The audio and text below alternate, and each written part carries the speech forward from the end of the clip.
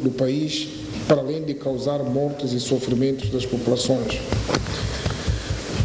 Enquanto o nosso empenho é para acrescentar, o vosso empenho é para acrescentar o valor da vida, os moçambicanos, reduzindo as mortes e o sofrimento, há quem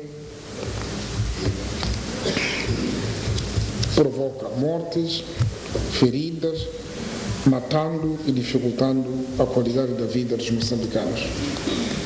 Condenamos as mortes dos moçambicanos e os moçambicanos pedem a outros moçambicanos, aos nossos amigos, a não acarinhar a morte dos moçambicanos, a não apagar a esperança de um povo.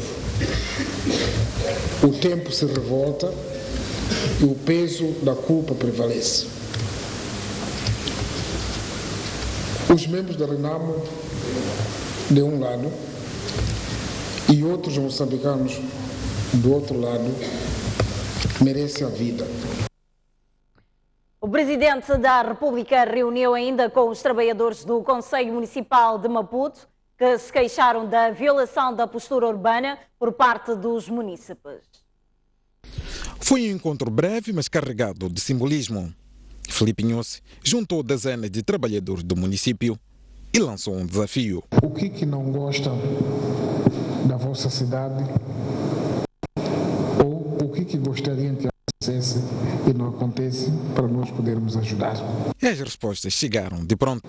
Assistimos excelência na nossa cidade.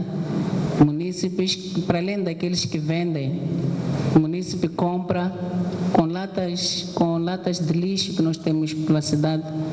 As pessoas deitam papel no chão, não têm feito o esforço de procurar encontrar uma lata de lixo para depositar o seu lixo. Eu repudio quando o município faz compras na via pública.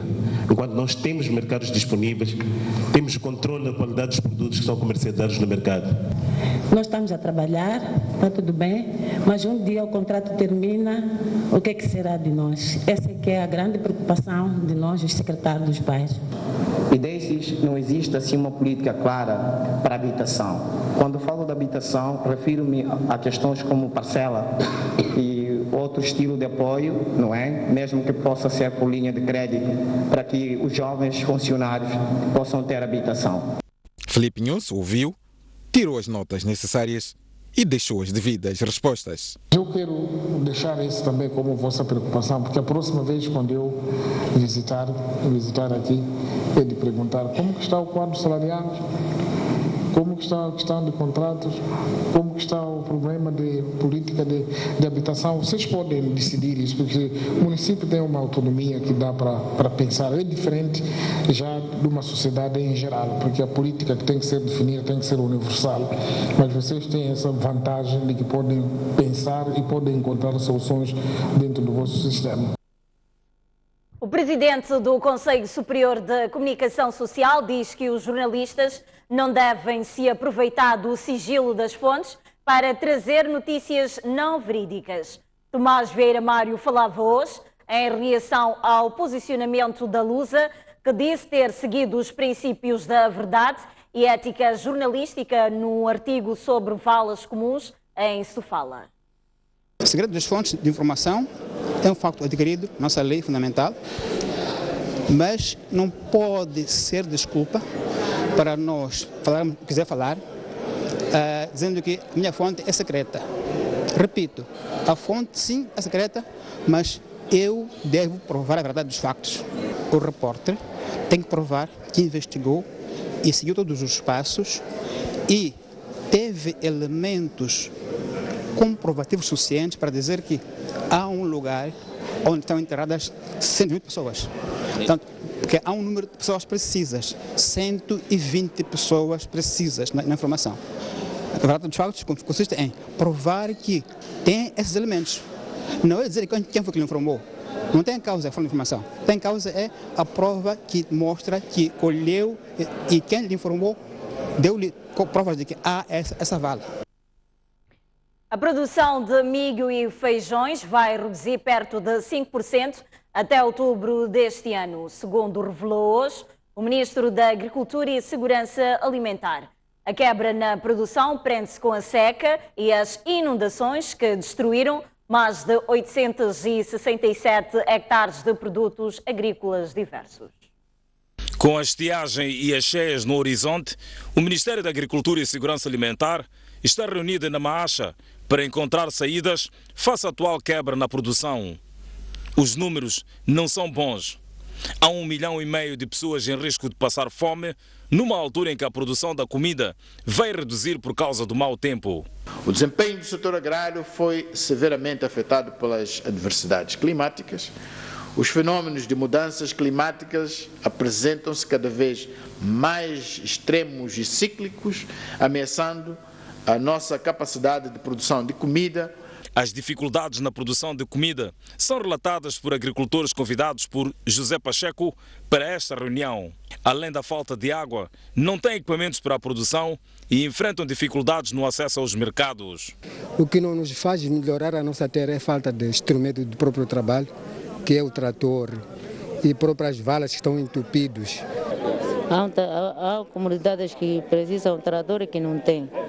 Por falta do mercado, tenho que sempre alocar os caminhonistas para manter na província. Quando levo 30 sacos, 60 sacos, significa que estamos a pedir 6 mil na parte de 60 sacos. Contudo, o Ministro da Agricultura e Segurança Alimentar tem esperança no futuro. Para fazer face às calamidades naturais, o Governo mobilizou recursos para a mitigação dos efeitos destes fenómenos, tendo já disponibilizado sementes para a segunda época da campanha agrária, designadamente 238 toneladas de semente de milho, 100 toneladas de semente de feijão vulgar e 4 toneladas de hortícolas diversas. Dados do Ministério da Agricultura apontam que vendavais e altas temperaturas registradas em fevereiro no sul do país destruíram 270 mil bananeiras e mataram pelo menos 16 mil galinhas poedeiras. O antigo reitor da Universidade Eduardo Mondlane, Narciso Matos, defende que a economia moçambicana pode crescer sem que as pessoas tenham mais emprego. Narciso Matos revela que quem mais estuda em Moçambique tem menos possibilidade de ter emprego. O académico falava hoje numa conferência alusiva aos 11 anos do jornal O País. O jornal O País celebrou no passado dia 28 de maio o 11º aniversário. Para marcar a data, o Grupo SOIC promoveu esta quinta-feira uma conferência sobre qualificação, emprego e empreendedorismo, com o objetivo de discutir a articulação entre o ensino e o mercado de trabalho. A abertura do evento coube a diretora de informação, Olívia Massango, para quem o futuro do país passa pelo foco na formação. No atual contexto de crise econômica em que todos nós estamos convidados a dar o nosso contributo, o jornal O País vai sempre fazer a sua parte, informando com o rigor e a isenção a que sempre habituou os leitores. A nossa aposta editorial será sempre o jornalismo de qualidade. Ao escolhermos o tema qualificação, emprego e empreendedorismo para celebrar os 11 anos, estamos igualmente a dar o nosso contributo. Também é um grande privilégio. O orador principal da conferência foi o antigo reitor da UEM, Narciso Matos, que problematizou a base de crescimento econômico do país. Que o crescimento da economia, por si só, pode não gerar mais postos de trabalho e, consequentemente, pode não melhorar as condições de vida das pessoas. Quer dizer, é possível crescer a economia sem que haja mais trabalho, sem que a vida das pessoas melhore, porque a vida das pessoas melhora quando elas têm trabalho e têm rendimento. Não é? É esta uma das constatações dos nossos últimos anos. Mas Narciso Matos não ficou por aí. Revelou que quanto mais as pessoas aumentam a escolaridade, menos possibilidades têm de arranjar emprego em Moçambique. A empregabilidade dos jovens diminui no nosso país com o aumento do nível de escolaridade. Quer dizer, 40% dos que têm ensino secundário ou mais conseguem emprego. 40%. Não é? Mas aqueles que não têm nenhuma formação, ou terão uma formação abaixo disso, a sua empregabilidade é da ordem de 71%. Quer dizer, quanto mais estudas, mais difícil será conseguir trabalhar na situação atual do nosso país. As soluções aos olhos de Narciso Matos podem ser encontradas na agricultura, pequenas e médias empresas e numa atenção especial aos mais jovens. É necessária uma intervenção deliberada e decidida do Estado para que o crescimento econômico não continue a alargar o fosso entre os que têm e os que não têm, entre os ricos e os pobres. Isso não acontece por si só, tem que haver uma ação deliberada para que não haja exclusão social e para que não se criem condições para a instabilidade social. O professor diz ainda que é preciso definir os setores prioritários de forma clara, olhando para os meios e os efeitos na economia. O diretor-geral do Instituto Nacional de Emprego e Formação Profissional defende que a universidade não é passaporte para o emprego. Anastácio Chembez diz que a certificação não é o fim e que é preciso saber fazer. Em representação da Ministra do Trabalho, o diretor-geral do Instituto de Emprego e Formação Profissional disse que é preciso acabar com a mentalidade de que a universidade é o fim. É que nós temos que desmistificar parte da nossa sociedade que ir à universidade ou ter a formação é garantia de emprego e garantia no crescimento da carreira. Não é verdade. O que faz as pessoas crescerem é o conhecimento, é o trabalho em equipa, é a atitude, é a entrega. Querer aprender e ao longo do tempo as pessoas irem crescendo. Hoje nós criticamos quando alguém diz que é especialista, tem 30 anos. É especialista em quê? Talvez da generalidade, provavelmente. Para ser chamado especialista é porque passou por um processo minucioso, que no final do dia esta pessoa tem autoridade para falar ou para fazer determinadas coisas. E não faltam exemplos de que o mais importante é o saber fazer. Por exemplo, há empresas que precisam de soldadores. Até os soldadores certificados eles submetem a testes, alguns dos quais chumbam. Mas há outros que não têm nenhum papel e mostram que sabem e são certificados que passaram aquele teste e vão ao trabalho. Anastácio Chembez revelou ainda que a reforma da educação profissional vai passar a considerar e certificar a experiência dos trabalhadores. Há coisas que nós aprendemos ao longo da vida e temos o domínio. Mas se me perguntar cientificamente como é que isso se liga, posso ter dificuldade. Então o que se faz ou o que se vai fazer é pegar essa pessoa e colocar durante algum tempo num processo de formação para o certificar. O diretor do Instituto de Emprego e Formação Profissional vincou a necessidade de se olhar para o emprego como trabalho, atendendo a resultados visíveis. O antigo ministro da Educação, Alcido Nguenha, diz que o ensino médio e técnico profissional foram prejudicados nos últimos anos e propõe que se olhe para a educação como um todo. Um dos oradores da conferência do jornal O País, o professor de filosofia e antigo ministro, Alcido Nguenha, defende que a educação não pode continuar a ser vista de forma separada. O espírito empreendedor deve começar no ensino primário. Deve começar nos currículos do ensino primário. Portanto, o esforço que temos que fazer na melhoria da qualidade da educação, em geral, é muito importante para o homem que cada subsector poderá produzir. Portanto, o ensino técnico, o nível médio, o nível superior, depende muito também da conjugação, da combinação do sistema de educação como um todo. Alcido Nguenha recua no tempo e aponta que o ensino médio e técnico profissional não tiveram a prioridade necessária. Temos um grande desafio ao nível do sistema de educação, que é o nível médio.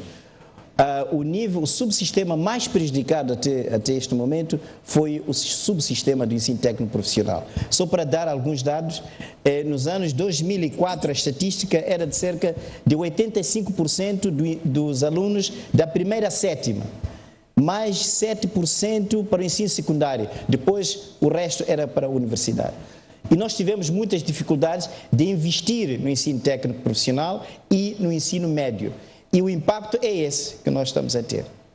E, de facto, a universidade cresceu muito, mas aqui no meio nós continuamos a ter uma crise e é um grande desafio para o país desenvolver o subsistema do ensino técnico profissional. O antigo governante diz ainda que o empreendedorismo é uma chave que deve ser fomentada em Moçambique. Eu considero empreendedorismo, neste caso, como um estádio superior, alto, em que temos o indivíduo não como objeto, mas o indivíduo como sujeito e que entra como transformador da sociedade.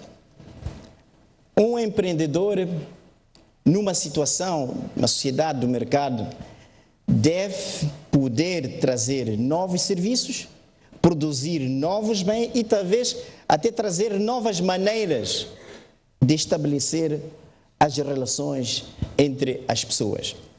Ngoenha destacou que as universidades devem gerar conhecimento que traga soluções aos problemas do país.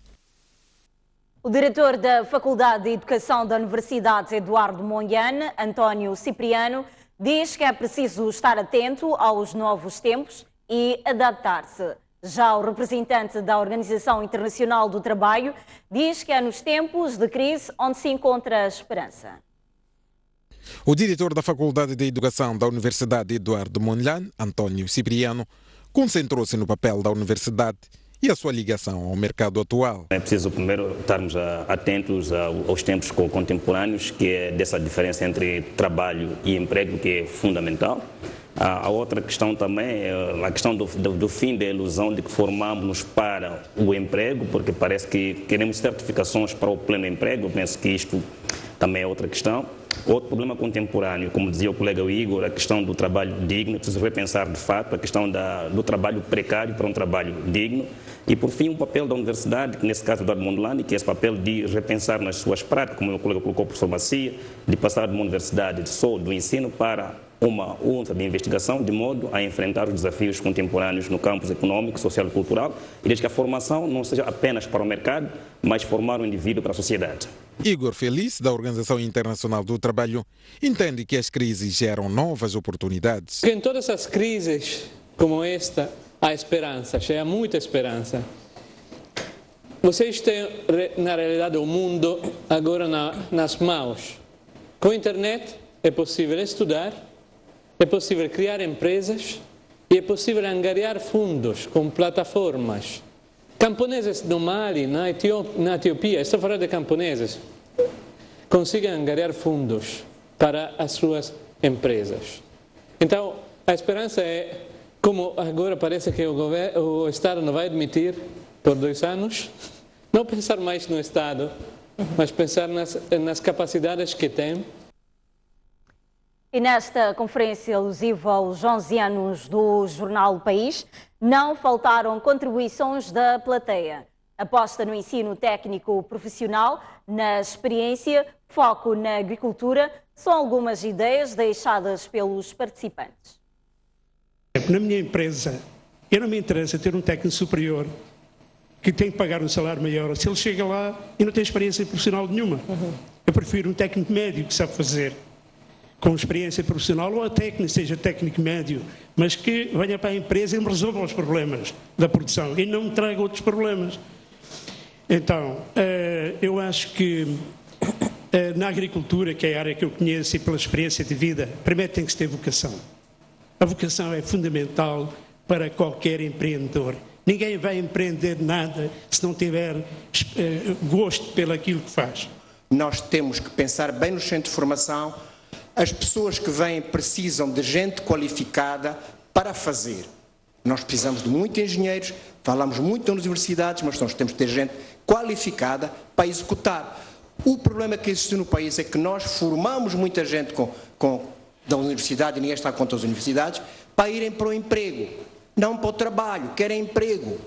Eu conheço muitos jovens que têm esta parte do conhecimento, mas não têm a parte da ciência, a parte que vai permitir ele ter um diploma e ir pedir emprego, dizer que, olha, eu sou formado nisto. Então, penso que, sobretudo para os institutos que formam, é preciso começar Antigamente havia aquele de dom, que eu tenho queda para isto, tenho dom para isto. Hoje as escolas já nem sequer se preocupam em ver os dons ou as quedas que as pessoas têm. Olhando para a dinâmica econômica que vai acontecendo nos últimos tempos, sobretudo em Moçambique, como é que vai analisar esse papel da universidade? Estará ela a reestruturar-se efetivamente para as demandas de emprego ao nível do país, ao nível da economia do país? Nós vamos ter, por exemplo, obrigações para empregos básicos, que na Noruega são básicos. Estou a falar de soldadura debaixo da água, por exemplo, para os pipelines de gás e petróleo. Temos isso? Estamos a fazer isso? Estamos nos a antecipar? Não, não sei. A conferência dos 11 anos do aniversário do jornal País será transmitida na íntegra hoje, logo após a novela Império. Brazão Mazula é desde hoje professor catedrático pela Universidade Eduardo Mondlane. Na defesa do projeto de obtenção do grau, disse que a tensão político-militar no país denuncia fragilidades no sistema político. O académico propõe que se ensine nas universidades os processos para paz e estabilidade. Depois de mais de 60 anos de estudo, Brazão Mazula obteve esta quinta-feira o grau mais elevado na carreira de docência. Mazula torna-se professor catedrático em Filosofia da Educação pela Universidade Eduardo Mondlane, instituição onde foi reitor durante 11 anos. No projeto de disciplina que apresentou ao júri, Mazula abordou a situação sociopolítica do país e propôs que as pessoas sejam ensinadas na academia os processos para a paz e estabilidade. Entendemos nós ser importante propor a introdução mais formal do tema da paz e estabilidade nas universidades moçambicanas, com uma disciplina a nível de pós-graduação, aliando assim a pesquisa, o ensino a pesquisa. Mazula diz que a tensão política revela que os moçambicanos ainda não se encontraram na sua diversidade política e ideológica. As cíclicas crises políticas, sobretudo as provenientes das eleições, denuncia que a sociedade moçambicana ainda não se encontrou consigo mesma, na sua diversidade cultural e de opções políticas e ideológicas. Isto significa que o desafio de Moçambique consiste em acertar um sistema político estável para uma paz duradoura. Para a OIM, o novo grau de Brazão Mazula reforça a qualidade de ensino naquela instituição e no país. Esta aqui é a máxima categoria da Universidade Eduardo Mondlane, que representa uma possibilidade de nós podermos aumentar a nossa qualidade. Mas não só qualidade de docência, mas sobretudo qualidade de investigação, porque nós esperamos de um professor catedrático uma individualidade que possa angariar fundos, mas também possa aumentar o número de publicações. Com o novo grau, Brazão Mazula passa a ser responsável pela orientação pedagógica da Filosofia da Educação na UIM e é o 12º professor catedrático moçambicano pela Universidade Eduardo Mondlane. As comentadoras do programa Opinião no Feminino comentaram sobre a proposta de política de emprego. Esta notícia acompanharmos na segunda parte do Jornal da Noite. Para já vamos observar um breve intervalo e voltamos dentro de instantes.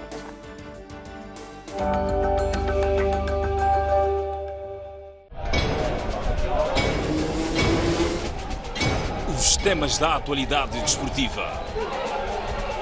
Análise dos lances. As jogadas polémicas. As glórias. A resignação. Eu prefiro que uma equipa lute pelas possibilidades do que uma equipa que entre passiva e que esteja à despesa do adversário. Tenho a certeza absoluta que o Moçambique tem talento e pode se organizar e ter bases suficientes para competir de igual para igual. As pessoas têm de se perceber. É verdade que é difícil nós educarmos o público, mas o público também tem de saber pôr-se no seu lugar. Tudo isto e muito mais no programa Ao Ataque.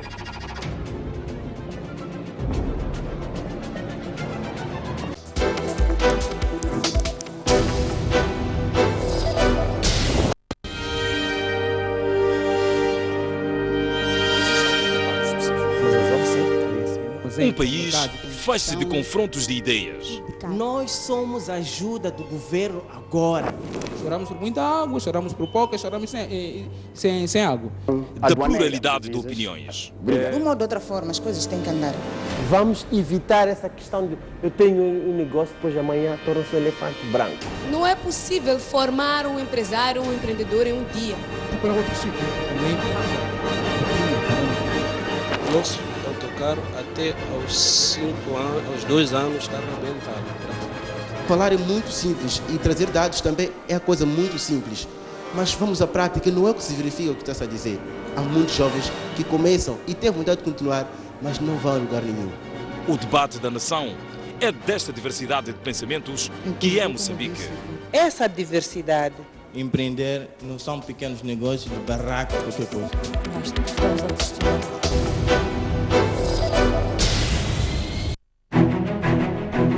Mais um baú. Recordações, momentos épicos, momentos marcantes, grandes vitórias, campeões. Como é que o futebol começou na sua vida e o que é que foi o futebol? Eram todas equipas bem estruturadas com um futebol de se tirar o chapéu. A gente jogava aqui na Baixa, saía da Baixa. Era obrigado a fazer o jogo dos Palmaninhos. Antigos jogadores, paraquedistas, árbitros, pugilistas, médicos. O primeiro envolvimento direto foi como médico da seleção que foi aos Jogos Olímpicos, Moscou, 1950. Hoje já temos a capacidade de fazer diagnósticos e cirurgias artroscópicas. O paraquedismo começa quando eu via militares da Força Aérea saltar. A dobragem de paraquedas é uma coisa fundamental. Uma campeã nasce ou faz-se? Um talento tem que nascer, mas também não basta só nascer, tem que se fazer para ser campeão.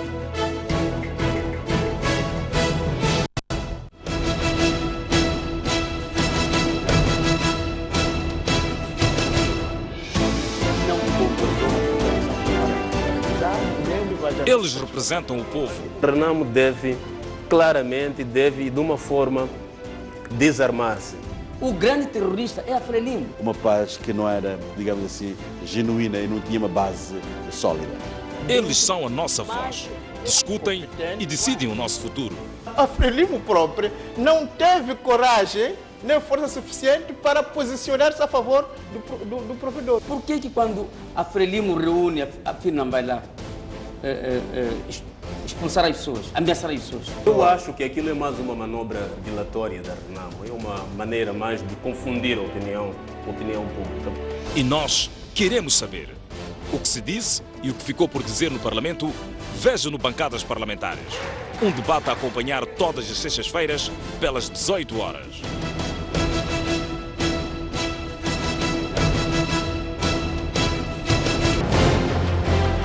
Um país sem história é um país sem futuro.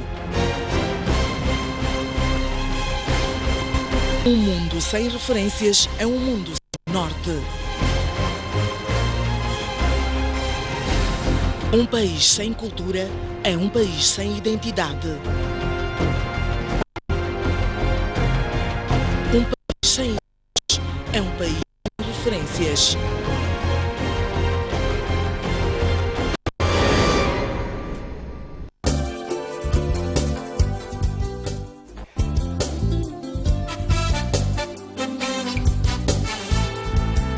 A Praia da Rocha localiza-se na cidade de Inhambane. Possui uma área de cerca de 26 hectares, com características invejáveis pela sua composição de recifes de corais, águas cristalinas, a fauna subaquática e é conhecida pela sua população de raias.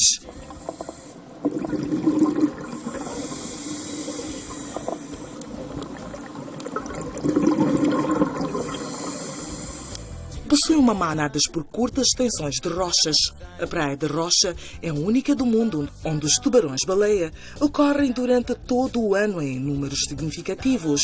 Este local oferece um ambiente para a prática de diferentes características desportivas.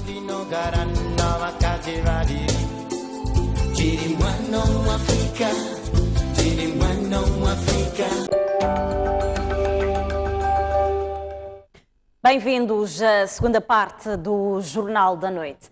Ana Rita Citola defende a transparência na privatização do aeroporto de Nacala, destacando que em Moçambique os donos da terra são os últimos a ter conhecimento das decisões. Fátima Mimbir, por sua vez, diz que houve excesso de perspectivas na decisão de construção do aeroporto de Nacala. As comentadoras do programa Opinião no Feminino comentaram ainda sobre a proposta de política de emprego. Houve excesso de perspectivas, digamos assim, ou perspectivas exacerbadas em relação ao potencial que Nacala tinha e até para a construção daquele aeroporto. Obviamente o aeroporto é importante, mas se a gente compara, por exemplo, o aeroporto de Cabo Delgado com o aeroporto de Nacala, é uma diferença abismal. Será que olhando para Cabo Delgado, o que não justificaria se calhar um investimento, um aeroporto mais alargado, etc. E nós fomos fazê-lo em Nacala e hoje há esta situação. Eu não vejo mal nenhum que o aeroporto internacional de Nacala seja privatizado, desde que seja de acordo com os parâmetros internacionalmente aceitos, que se tome em conta a transparência, que é, afinal, o grande problema que temos aqui no nosso país. É que os donos da terra são os últimos a serem informados das coisas como estão a acontecer. E eu acho que já vimos que nós não podemos agir dessa maneira. Dos 1 milhão e qualquer coisa que se falava, nós só conseguimos criar menos de 200 mil empregos. É muito pouco. E o que é que falhou? Esta que é a questão. O que é que falhou? O que falhou, se calhar, é porque uma das grandes lacunas que temos neste momento como país é que nós não temos estatísticas fiáveis sobre emprego em Moçambique. Eu vou lhe dar um exemplo de um setor que eu trabalho sobre ele, que é o setor da indústria extrativa. Se tu vais ao Ministério dos Recursos Minerais, que aprova os contratos, faz a monitoria, não te vai dizer o número exato de trabalhadores no setor. Vais ao Ministério do Trabalho, muito menos. Nós temos que ter a capacidade de crescer, de saber ser grande. Nós somos minimalistas e ninguém há de vir fazer nada para nós. Se me perguntar hoje o impacto da Mosal, qual é? Porque uma coisa é governo, tudo bem, mas uma coisa são os atores do setor privado. Agora, quando me disse nos nossos empresários, é por isso que eu estava a dizer, uau, eu gostaria de ver quem são, porque várias vezes consigo ver quem são os nossos empresários. Em termos de cidadania, nós temos que ser um pouco mais orgulhosos com nós próprios. E nós não somos. O programa Opinião no Feminino será repetido no sábado no canal de notícias e às 11h30 de domingo no canal generalista. E no Distrito Municipal Canhaca, o Presidente da República realizou um comício popular onde, através do Ministro dos Transportes e Comunicações, foi anunciada a solução este ano do problema de transporte que preocupa os residentes daquela ilha. A ilha da Inhaca parou literalmente para receber o chefe de Estado que veio por uma visita de trabalho de 2 dias.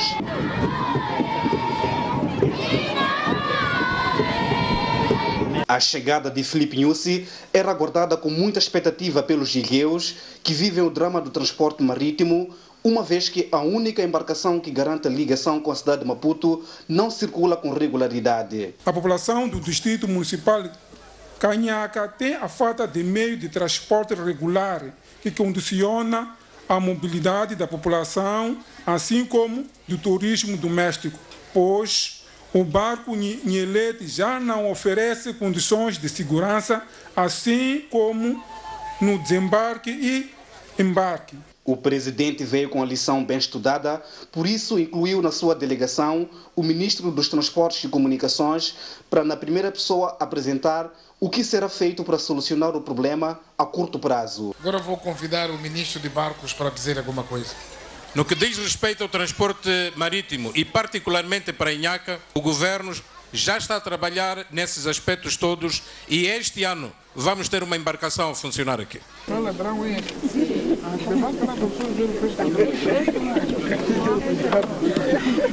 Mas não morde ninguém. Esse aqui é ladrão. Sim. E o Presidente da República veio aqui à Feira do Peixe, mostrar que não é apenas um simples apreciador, mas também encorajou as vendedeiras a continuarem com esta atividade, que na verdade é a principal atividade econômica desta ilha. Algum tipo especial aqui? Não, hoje vou experimentar o peixe ladrão, porque nunca tinha comido. Não sei se não vai me afetar, mas dizem que é da primeira. Mas aprecio mais garopa. Antes de voltar à cidade de Maputo, Filipe Nyusi vai escalar a Estação de Biologia Marítima esta sexta-feira.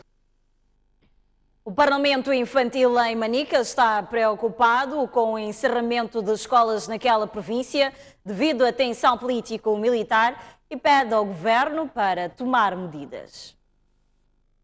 Há dias, o governador de Manica anunciou que 41 escolas estão encerradas devido aos ataques que os atribui aos homens armados da Renamo. Hoje aqui na nossa província, para a província 41 escolas. Não tem aluno lá dentro.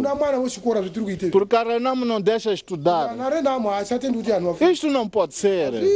Reagindo a esta informação, o presidente do Parlamento Infantil em Manica mostra-se preocupado e diz que o direito à educação é fundamental para a criança. A estabilidade política que se vive compromete de uma maneira alarmante naquilo que é a segurança das crianças e o direito à educação. Na medida em que divulgamos os direitos da criança, nós tomamos como base o direito à educação, que tem vindo a desenvolver aquilo que é a própria educação infantil e a capacidade psicomotora das crianças. O número 1 dos parlamentares de Palma e Meio, neste ponto do país, pede ao governo para tomar medidas com vista à cessação imediata dos ataques. E nós achamos que na escola é o lugar da criança. Então, havendo crianças que não conseguem deslocar-se para a escola para ter o seu direito à educação, é de lamentar. E o apelo que nós gostaríamos de deixar ao governo é de tomar medidas mais rápidas possível para garantir que estes conflitos possam cessar e as crianças continuem a frequentar a escola. A preocupação sobre os ataques supostamente de homens armados da Renamo foi manifestada à margem das celebrações do Dia Internacional da Criança, assinalado a 1 de junho. Em Inhambane, várias famílias ainda usam crianças como meio de pagamento a curandeiros. No ano passado foram entregues 10 crianças a curandeiros. É um fenômeno que ocorre com frequência nos distritos da zona norte da província de Inhambane, onde só no ano passado o setor do Gênero, Criança e Ação Social registrou pelo menos 10 crianças que foram entregues a curandeiros como forma de pagamento de dívidas. A diretora provincial daquela instituição diz que foram criados comitês de proteção à criança para reintegrar os menores às respectivas famílias, porém, muitas se negam acreditando que aceitar aquelas crianças é sinônimo de compra de morte. Temos lá membros da Metramo, temos membros influentes da comunidade. Os membros da Metramo fazem sensibilização aos seus pares curandeiros para evitarem este pagamento de dívidas através de crianças. Porque algumas famílias estão com receio de receber as crianças de volta porque temem represálias, então estão em centros de acolhimento, é o caso do centro de acolhimento de Inanga, em Açor. Em mensagem apresentada por ocasião do Dia da Criança, o Parlamento Infantil entende que há ainda muitos serviços básicos que estão aquém de satisfazer as crianças, sobretudo as das zonas rurais. Continuar a existir algumas escolas e postos de saúde distantes das residências dos nossos irmãos, o que, de certa maneira, pode isso constituir um constrangimento para o nosso bem-estar. De igual modo, as questões de casamentos prematuros, o elevado índice de HIV, as gravidezes precoces, também constituem nossas grandes preocupações. Os cerca de 48 comitês de proteção à criança criados em Inhambane estão também a combater casamentos prematuros, bem como a violência doméstica contra as flores que nunca murcham, um fenômeno que ganha destaque no distrito de Jangamo. Muito bem, vamos agora a uma temperatura máxima de 26 graus e uma mínima de 17 graus. 25 graus de máxima para Xai-Xai e uma temperatura mínima de 16 graus. Para Inhambane está previsto uma máxima de 28 graus e uma temperatura mínima de 15 graus. Para o centro do país prevê-se para as próximas 24 horas uma temperatura máxima de 26 graus para Beira e uma mínima de 18 graus. 24 graus de máxima para Chimoio e uma temperatura mínima de 14 graus. Para Tete está prevista uma temperatura máxima de 31 graus e uma mínima de 18 graus. Para Quelimane, prevê-se uma temperatura máxima de 30 graus e uma mínima de 16 graus. E para o norte do país, Nampula poderá registrar uma máxima de 26 graus e uma temperatura mínima de 16 graus. 28 graus de máxima para Pemba e uma temperatura mínima de 18 graus. E por final para Lixinga, prevê-se uma máxima de 23 graus e uma temperatura mínima de 12 graus.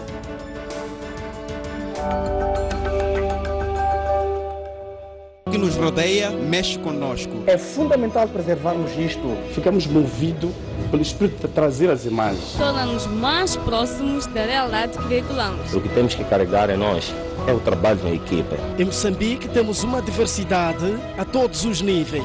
Iniciativas inovadoras, costumes e até lições de vida. E é isto que queremos partilhar. E fazemos com muito orgulho. Mostramos o que você quer ver na TV. Contamos as histórias como você percebe. Estamos num grande plano. O projeto de recuperação do Parque Nacional da Gorongosa está a ser levado a cabo pelo Governo de Moçambique, merece o nosso maior aplauso e o nosso maior incentivo. É um projeto que tem uma ambição e uma dimensão tal que os moçambicanos necessitam naturalmente de algum apoio externo. E por isso mesmo, Portugal e os portugueses têm tido o maior gosto e o maior orgulho em apoiar esse grande projeto de Moçambique e dos moçambicanos. Temos, desde 2007, apoiado o parque em mais de 600 mil euros, primeiro no Centro de Educação Comunitária, depois no Laboratório Eduardo Wilson ou na concessão de bolsas de estudo a jovens que são do parque, que vão estudar biologia ou matérias de importância científica para depois regressarem ao parque e colaborarem diretamente na investigação e na descoberta da evolução das espécies. A Universidade de Coimbra tem também ela própria feito um trabalho de investigação muito grande. Por tudo isto, o Parque Nacional da Gorongosa é um local de grande interesse científico, é um local de uma enormíssima beleza, dos locais mais bonitos daquilo que eu já vi pelo mundo fora e merece seguramente o apoio de todos nós. O objetivo principal do Parque Nacional da Gorongosa e da recuperação do Parque Nacional da Gorongosa, levado a cabo pelo Governo de Moçambique, não são os animais, nem são as paisagens, são acima de tudo as pessoas e os habitantes daquela região. O Parque da Gorongosa é neste momento o maior criador de emprego em toda a província de Sofala, onde se insere. E por isso mesmo, apoiar a recuperação do Parque Nacional da Gorongosa, apoiar a preservação das espécies, é apoiar as populações da região da Gorongosa, é apoiar os moçambicanos e é apoiar Moçambique, e é uma coisa certamente à qual Portugal e os portugueses continuarão a marcar presença sempre que os moçambicanos o queiram.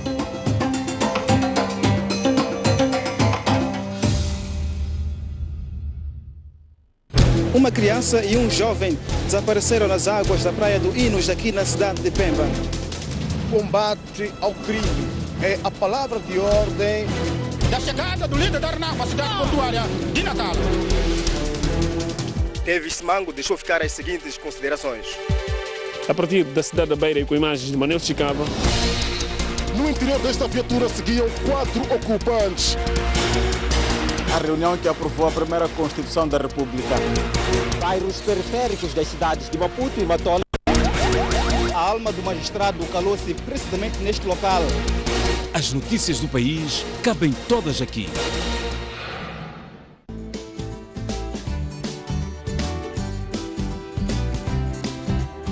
Dicas sobre como cuidar da sua saúde, informações sobre determinadas patologias, modelos de vida saudável. Já tem um canto aqui na STV Notícias. Estresse é algo que deixa-nos mal. Emoções fortes também desencadeiam asma. Uma boa alimentação, exercícios físicos, beber muitos líquidos, não perder noites. Gostava muito de chocolate com amêndoa. Saúde e bem-estar. Todas as segundas-feiras às 10 horas, siga conosco no saúde e bem-estar.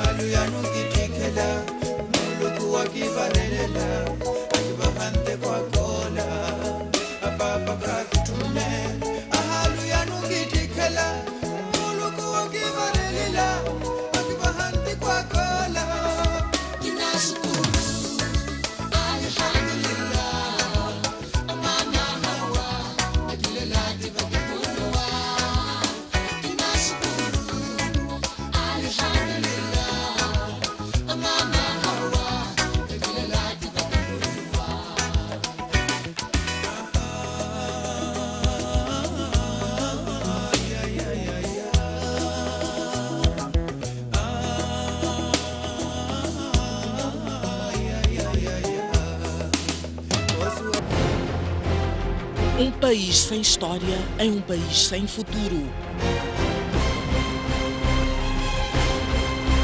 Um país sem cultura é um país sem identidade. Um mundo sem referências é um mundo sem norte. Bem-vindos à última parte do Jornal da Noite. Vamos agora olhar a atualidade internacional. Um atentado bombista matou 15 pessoas e deixou dezenas de feridos ontem na Somália. O ataque já foi reivindicado por um grupo ligado à Al-Qaeda.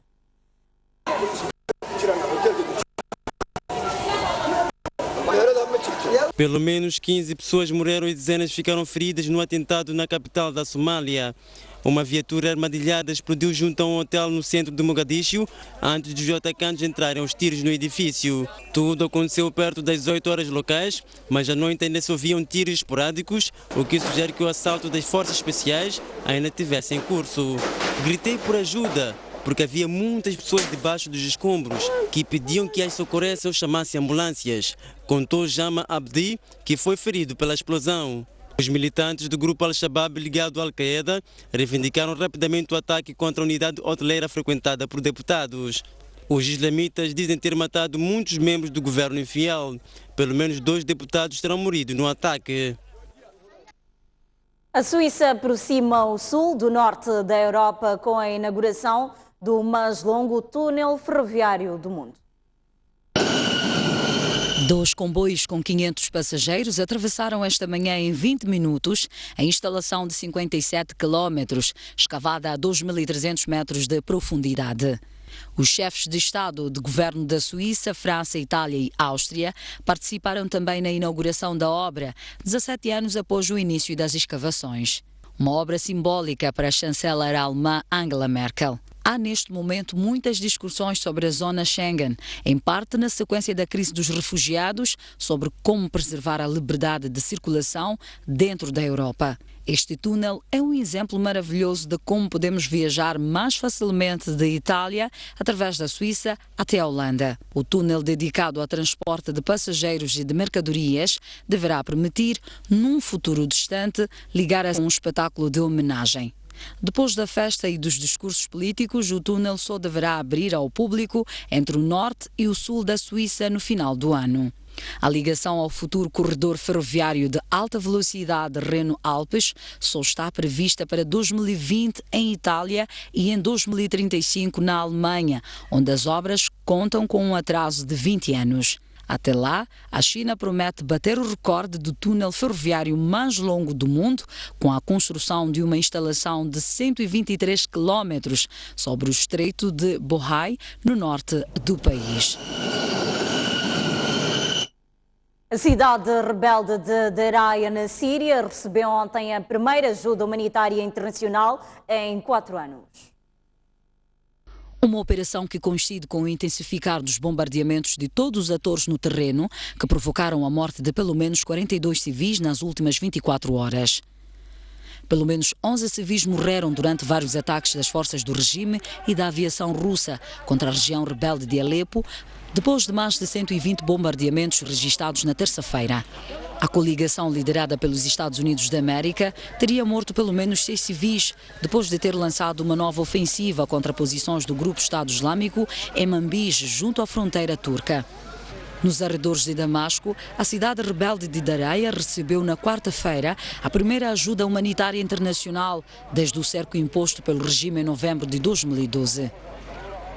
As autoridades locais decretaram uma trégua de 48 horas na localidade para acolher a caravana humanitária, que, segundo as primeiras informações, não inclui mantimentos para as mais de 8.000 pessoas isoladas na localidade. A conferência dos 11 anos do Jornal do País será transmitida na íntegra hoje, logo após a novela Império. Você tem estes e muitos mais motivos para continuar acompanhado.